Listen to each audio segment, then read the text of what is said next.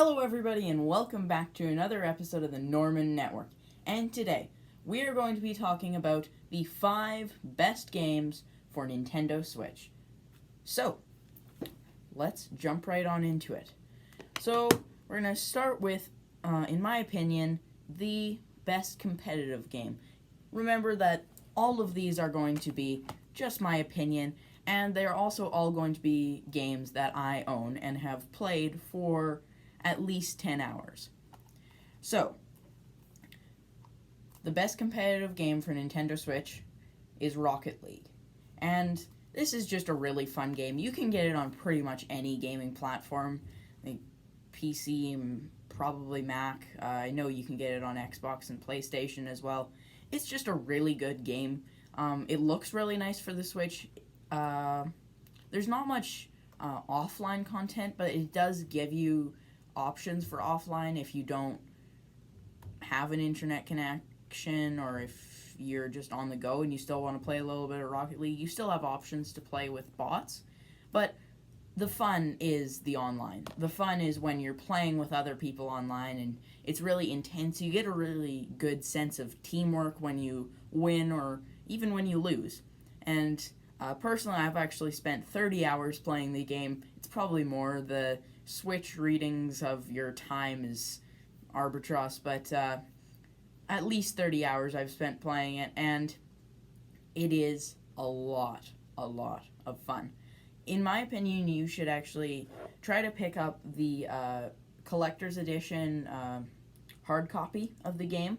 I have just as many digital downloads as I do hard copies, but I enjoy the hard copy mostly because it comes with so much DLC for the same price. Takes up like little to no room when you have the hard copy. And my favorite superhero, I've got him on my shirt and him in my game. It also comes with a whole bunch of extra bodies and stuff, and now they have some sort of like a Rocket League Battle Pass, and it's just overall a really fun game. So, now we're going to talk about, in my opinion, the best leisurely game. This could be anything that you could just pull out and sit on a porch at a beach or something, or just relaxing. And that game, in my opinion, is Go Vacation. This is just a really fun game that it provides a whole variety of play styles. If you just want to take a digital walk on a beach, it has this. If you want to get exhilarated by riding a skateboard, it has that. If you want to play a third-person shooter minigame, it has that. This game is just fantastic. It is a Wii port, so it's an old game, but it's so good. And I have sunk over 35 hours into this game. And I've beaten all of it. I've got 100% on this game, but and I still play it lots. I like to just go around, and if I ever want to just escape to a digital landscape that's nice, Go Vacation is there. So, Go Vacation. Really solid game to pick up. Next, the best unusual game. So this could be anything strange. It uses a mechanic that's unheard of. And this game sure uses a mechanic that's unheard of. You've all heard of it. Nintendo Labo. I actually have 2 Nintendo Labos. I have the first kit, the Toy-Con, and I also have the vehicle kit. The Toy-Con is better. It's just fun. The building process is fun and easy. The digital instructions are just fantastic. Like, man, I was blown away by those instructions. And the mini games are really fun too. And if you don't want to commit to much, you can just build the RC car here, and it gives you a little fun party game that if you have 2 sets of Joy-Con, you can actually play with 2 people and battle each other in like a sumo ring or something. The dollhouse is also quite fun. The fishing game is quite fun since you can actually see the fish you caught in your aquarium.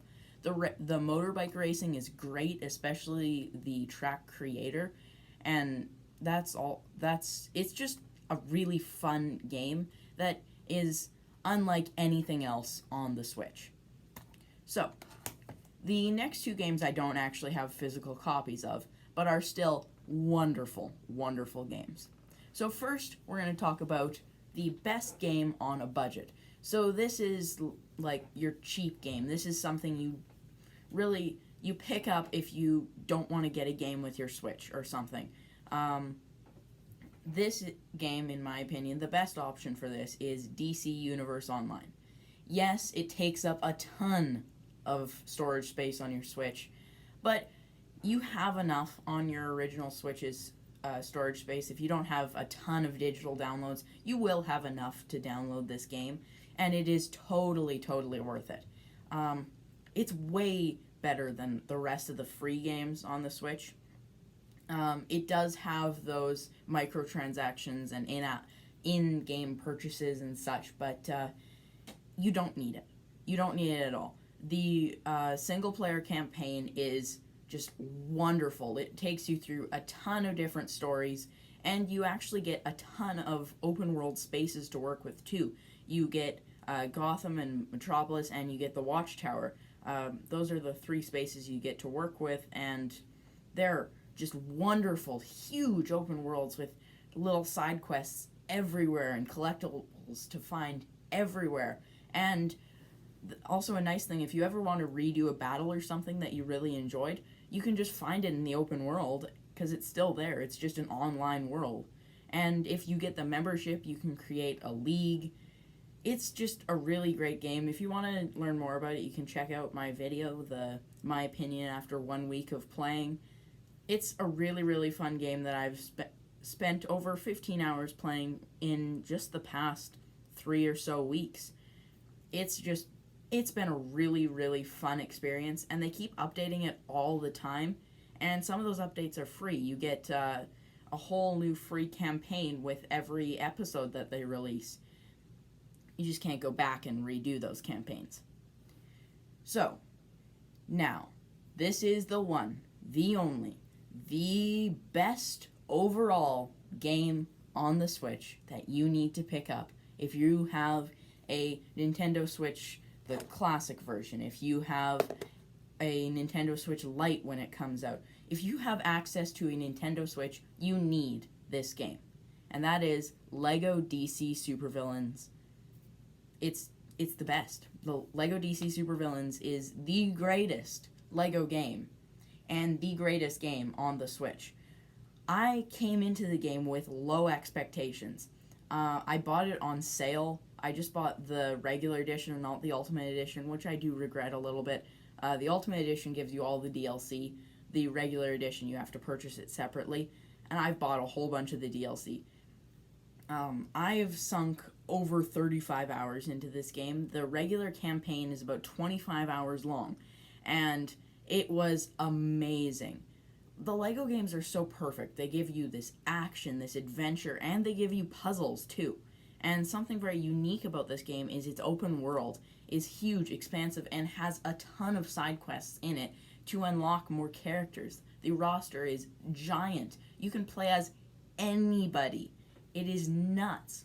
And actually, once you complete the campaign, the 25 hours of wonderful fun campaign, you actually get a second campaign that I haven't even started yet, and it's an entire Justice League story mission.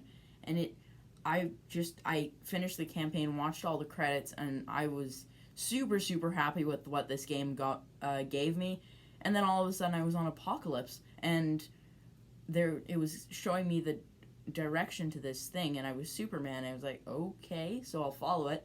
And then I landed in this place and it says, start Justice League story mission. It's just crazy.